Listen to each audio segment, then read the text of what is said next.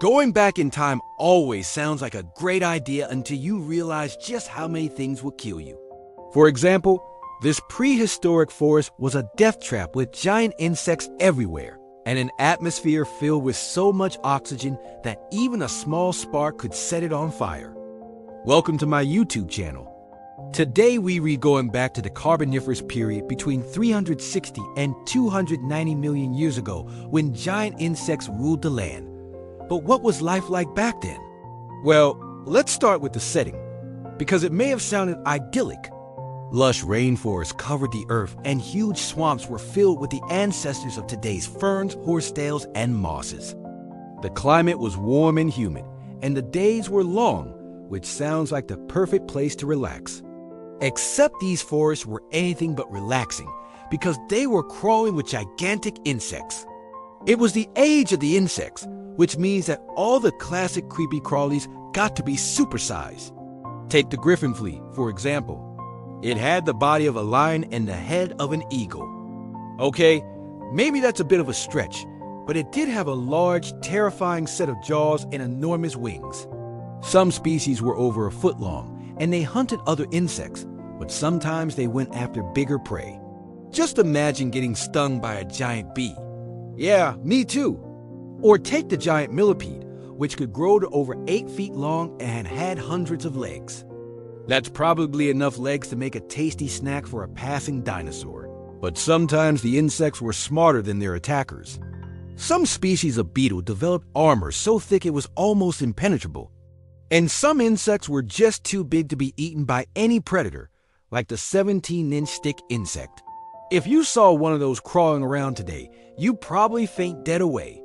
And thankfully for us, the huge insects didn't have any natural enemies. Most of the predators that could have kept their numbers in check were in the ocean hunting fish. But the insect apocalypse never happened because there was one creature that was perfectly adapted to take them down: the early ancestors of bats. They were small protobats who fed on the massive dragonflies. Without predators to fear, the insects flourished, and so did the plants. The lush rainforest wouldn't have been possible without another major development: the evolution of trees. The first forests formed as trees spread their roots and branches across the land. But this was also a double-edged sword, because while the forest grew taller and thicker, the ground beneath them was a rotting mess. As the trees grew, they dropped their leaves and branches, creating a thick layer of rotting vegetation on the ground. This created a huge problem for the forest because nothing was breaking down the dead stuff fast enough.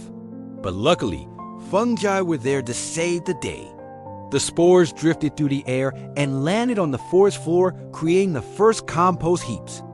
The fungi digested the rotting plants and recycled their nutrients, making the soil fertile once again.